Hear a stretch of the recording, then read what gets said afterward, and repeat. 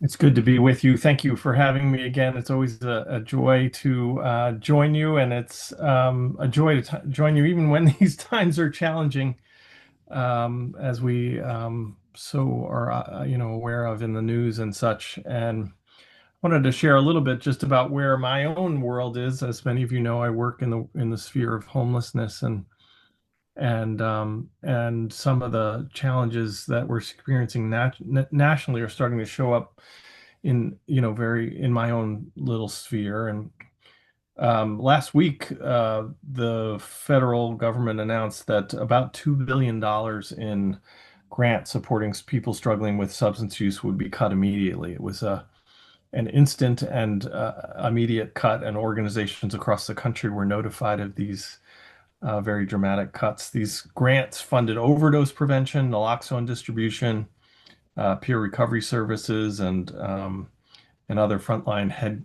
healthcare related um, engagement with people struggling with substance use. And these grants were basically canceled in the middle of signed contracts. So everybody's grant who was canceled, it was canceled. Not you have time until the end of your contract, but it's canceled now. And every expense that occurs after this letter, basically that they received, is no longer reimbursable. And this put these healthcare providers in this position of having to terminate staff overnight and cease operations immediately without any time to transition. And it was madness. It was just unbelievable how such a thing could happen. And then the very next day, after massive pushback, particularly many communities on both sides of the aisle that were very concerned about and have been concerned about the impacts of overdose, fought back, and the cuts were reversed. It was a 24-hour roller coaster of chaos and emotional manipulation. These are people's lives that are being impacted by these kinds of decisions, and to have something pulled away and then given back, it's grateful to have it back, but to go through that kind of emotional roller coaster was pretty stunning and intense. In late November, the federal government made a grand announcement that affected my organization very directly.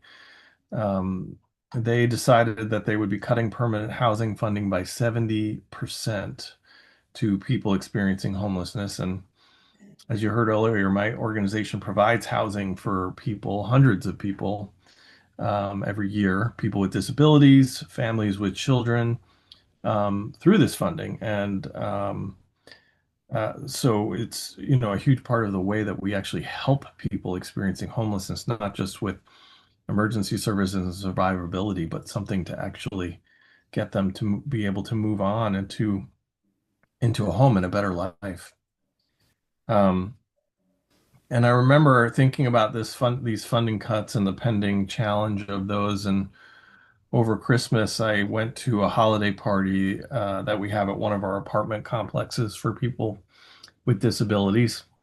One of the apartment complexes that had people in it that were funded by this program. And as we were at this holiday party, and I looked around at the room as everyone was celebrating with joy, it was really a beautiful group of folks. And I just knew that every person in that room would be still living in homelessness, or they'd be dead if not for this support. That they would be in one of those two circumstances. Their conditions and challenges were so severe.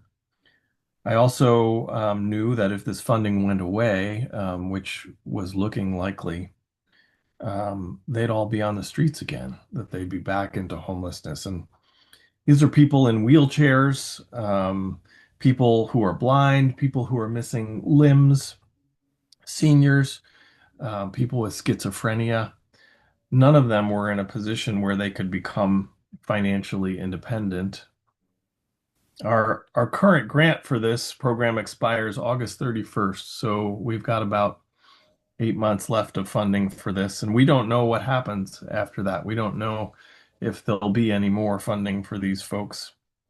I will say that the cuts, with some joy, have been put on hold by a court, but that new grant contracts haven't been issued, leaving us and many programs what we can do and possibly do to prevent this massive shift um, in housing, moving people into homelessness, and in effect, could as much as double our street homeless population in a year.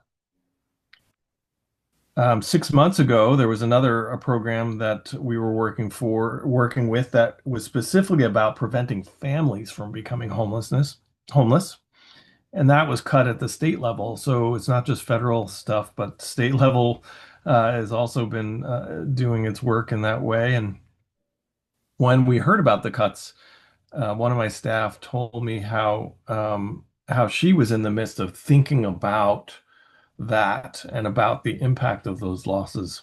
And she told me about a specific story of a child that she was working with, a struggling family.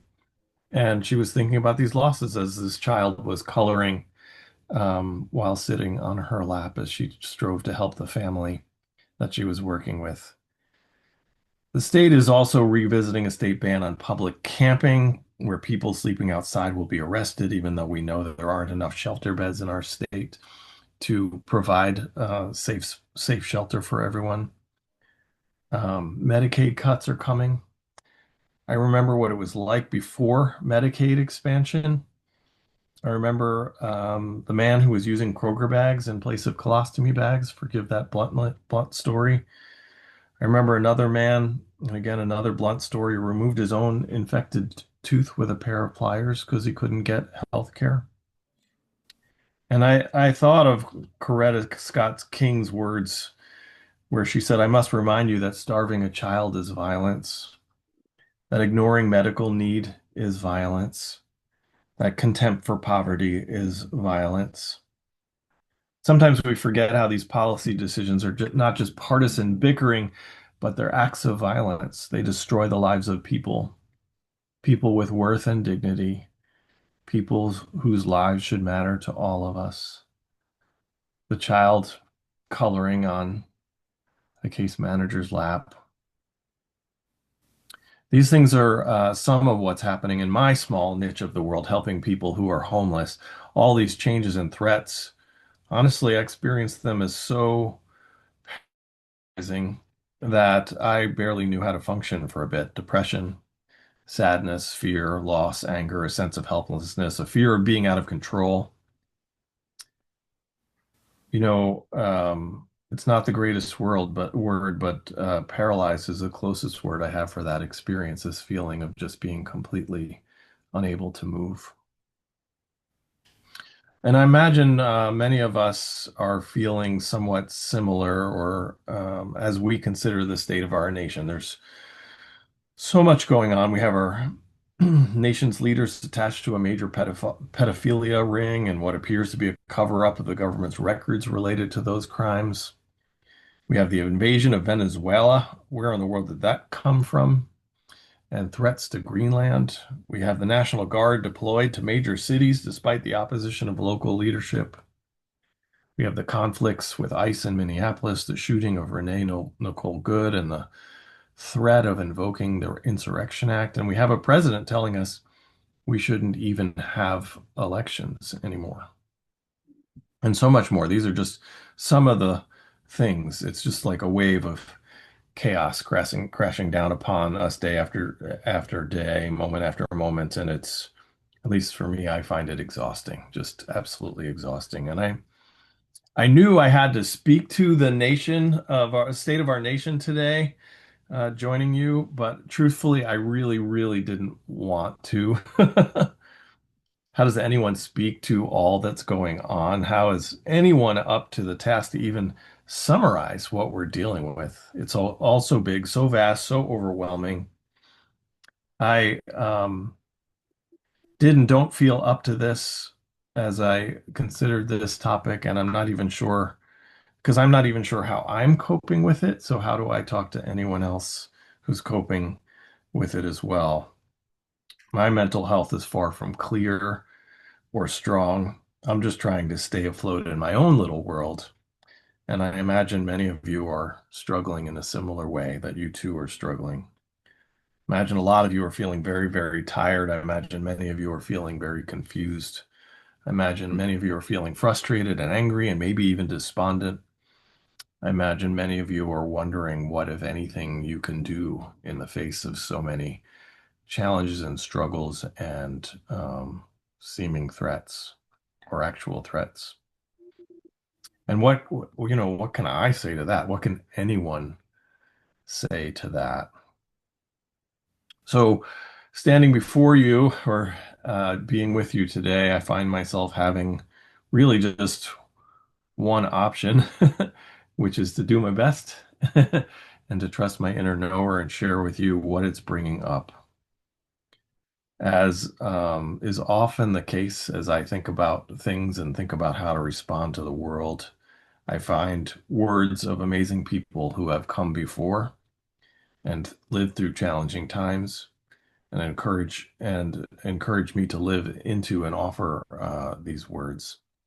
These people are amazing people, and they always words just come and inspire and offer me wisdom. And so, as I was thinking about this sermon, just a few words came to me, a few couple quotes from a couple different people that have inspired me and kind of motivate me over time and have made me think about how to move in the world in trying times. And one of those quotes that keeps kind of popping into my head is from Edward Abbey. Abbey was an earth activist.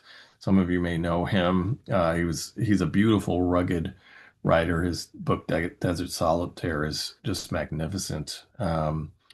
And he's truly a brilliant man. And he's also, which I think gives him a lot of character, a bit of a, or not even a bit of a, but a major curmudgeon. And he's just kind of a remarkable kind of guy in so many ways, but not for the faint of heart. But he offers us these words, and I've edited it slightly because Abby tends to cuss, and so we're in church, so I'm gonna keep it clean. But these words are great and beautiful and powerful. He says this: one final paragraph of advice. Do not burn yourselves out. Be as I am, a reluctant enthusiast, a part-time crusader, a half-hearted fanatic. Save the other half of yourselves and your lives for pleasure and adventure. It is not enough to fight for the land. It is even more important to enjoy it while you can, while it's still here. So get out there and hunt and fish and mess around with your friends. Ramble out yonder and explore the forest, climb the mountains, bag the peaks, run the rivers, breathe deep of that yet sweet and lucid air. Sit quietly for a while and contemplate the precious stillness, the lovely, mysterious, and awesome space. Enjoy yourselves. Keep your brain in your head and your head firmly attached to your body, the body active and alive. And I promise you this much. I promise you this one sweet victory over our enemies, over those desk-bound men and women with their hearts in a safe deposit box and their eyes hypnotized by desk calculators. I promise you this. You will outlive them. It's good advice. Don't just worry, don't just fight. Enjoy yourselves. Enjoy your life. Have fun. Watch football. Go IU. Play with children. Take a walk. Grab a beer. Have some ice cream. Go sledding. Talk to the neighbors. Do things that make you happy. We need happy warriors. And you and I both need to remember the good we're fighting for. That's one of the great Lord of the Rings quotes. There's some good in this world, Mr. Frodo, and it's worth fighting for. Another quote that is speaking to me at this moment is Mr. Rogers' look for the helpers. We hear this quote a lot, but it's one that's pouring into my mind right now as we consider this is look for the helpers. And Mr. Rogers said, when I was a boy and when I would see scary things in the news, my mother would say to me, look for the helpers. You will always find people who are helping. It's so easy to get cynical in these times and to view the world and humanity as nothing but bad. It becomes religious act, a religious act to notice, to connect with, and hold on to those moments when we witness human good. It's a religious act to do so because it's goodness that will save us. We will be saved by lifting up our greatness, by bringing out our best. We must seek not to get mired in the depravity of man, so to speak, as it can easily consume us. Human bravery, human compassion, human goodness is all around us. Let us call it forth. Let us hold on to it. Let us carry it. Let us lift it up. Let us embody it. Let us remember the good. And the last quote coming to me is another one from Lord of the Rings, because that J.R.R. Tolkien could really write.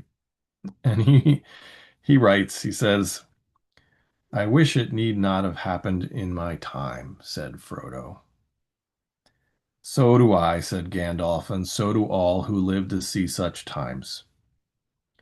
But that is not for them to decide. All we have to decide is what to do with the time that is given us. It is easy to lament the state of the world. It is easy to say, I wish these were better times, but that is not for us to decide. The only choice, the only thing worth considering is what we do with the time that has been given us. The world is what it is. Who are we to be in it? And so as we deal with this craziness all around us and struggle with how to live and who to be, I offer you these words. I leave you with these words. I leave you with these points of advice from great people from our time and our past. Be a reluctant enthusiast, a part-time crusader. Save the other half of your life for joy and adventure. Look for the helpers. Hold on to the good in life and humanity. And focus not on the sad state of the world, but who you want to be in it. Become the person you most wish to be. Focus on who you can be, not on what the world is, but who you can be in that world. May these points of advice offer some small comfort in these times. May they help you move forward. May they give you strength, and may they give you peace. Shalom. Amen. And blessed be.